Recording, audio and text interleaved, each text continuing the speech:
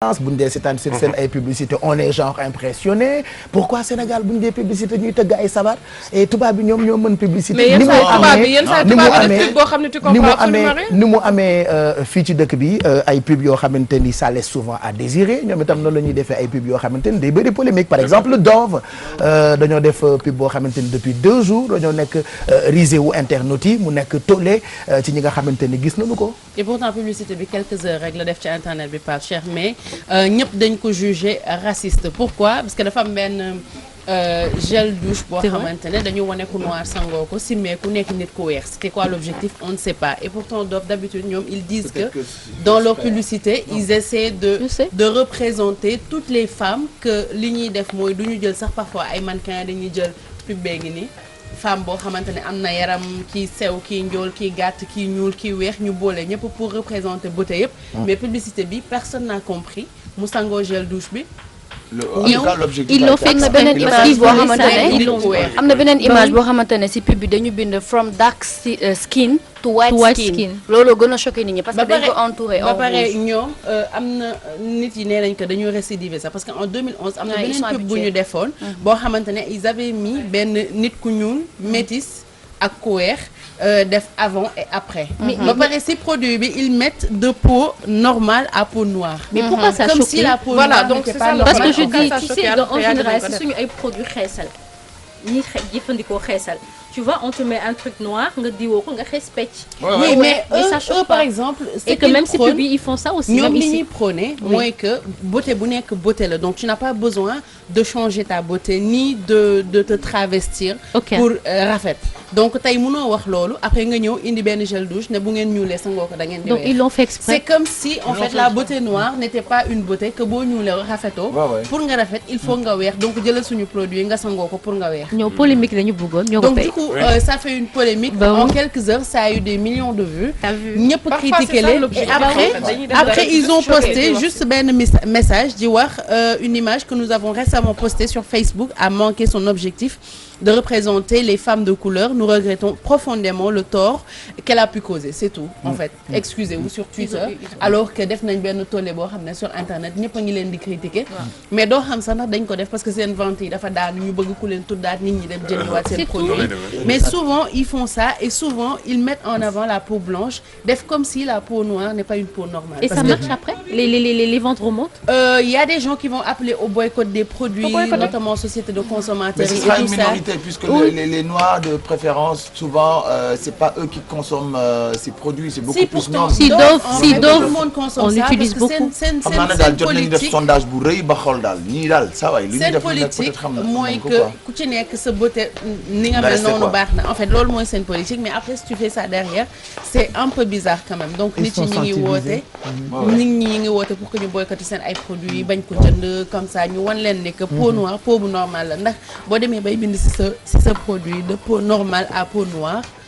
La peau noire n'est pas une peau normale c'est choquant c'est anormal.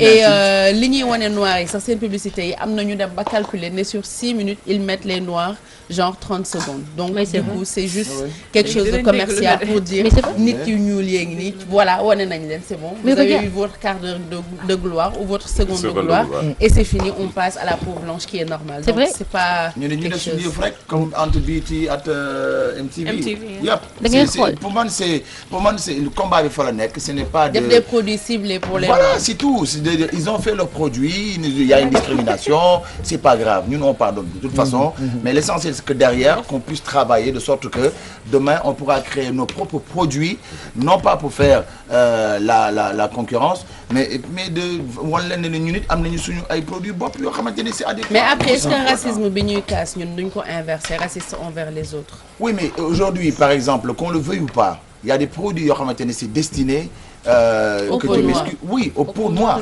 voilà ñu yem ci loolu léegi ñoom seen ay produits ñoom tamit ko defal pour ay nit ñi ñoom seen peau yi ñoom bàyyi leen seen ay produits tu vois si après sur les chiffres ça ment pas après nañ gis ne d'accord donc ceux qui font les produits pour les noirs ils vendent Donc nous, on va beaucoup plus continuer à faire des produits afin que la communauté noire continue toujours à acheter.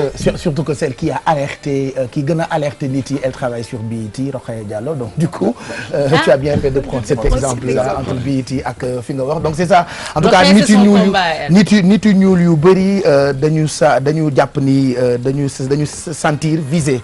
Voilà. Après loolu moo nekkoon objectif Dove ou pas. De toute façon, ñu nekkuñu ci ñoom pour xam exactement ndax ñoom ñoo ko def. Mais l'essentiel mooy def nañu buzz actuellement internet ak seen produit bu bees beeg seen publicité bi nga xamante ni pour beaucoup de gens ça laisse à désirer, n'est-ce pas? Par contre Kimafa mu ngi tudd Martina Big, elle est allemande, xees def comme nit yu ñuul yi xeesal, elle est devenue ñuul alors que xees la. On peut regarder.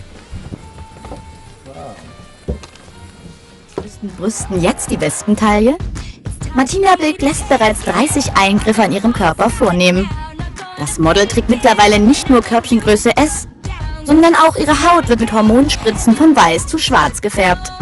Hat die 29-Jährige nach ihrer Extremverwandlung überhaupt noch No-Gos? Die Rippenentfernung von TV-Sternchen Sophia Wollersheim macht vor einigen Monaten Schlagzeilen. 47 Zentimeter misst die Taille der Blondine nur noch. Wäre das nicht auch was für dich, Martina? Also Rippen rausnehmen ist nichts für mich. Also die Kurven von ihr für sie gefallen mir. Also wenn sie damit klarkommen, ist das... Elle a choqué elle aussi. Ouais. Voilà. Jóge xees dem ñuul. Comment elle a fait? Comme ni ngeen di jóge des injections, des produits. Les trucs laser là. Nit ku ñuul mënee def pour xeesal. Oui, mooy contraire ñuy xeesal. Donc moom dafa elle était xees pecc, hein. Elle est devenue ñuul kuk.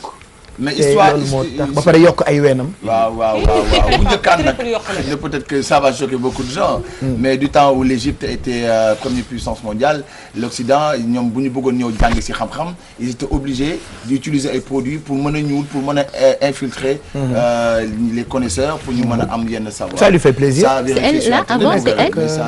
C'est elle avant. Elle avant. Tubaab la woon. des côtes. Tubaab la woon. Tubaab la woon carrément. Et elle a dit pourquoi elle a fait ça. Elle explique. On l'a vu sur tous les plateaux. Oui, on l'a vu. On parle d'elle tout le temps. Parce que dafa jógee xees dem ñuul kuk. Oui. Ñuul dafa rafet ah. Elle est jeune. dafa rafet nii. Ñuul je veux dire pas elle. xam nga bu yàlla dogalee sax bu yàlla dogalee sax bu yàlla dogalee ngay waaj a gaañu lu ne ngay wax. ñuulaayam dafa rafet baax. mais ñuulaayam bi moo rafet laa wax. Elle est devenue rafet non. elle est devenue ñuul plaisir am la ah.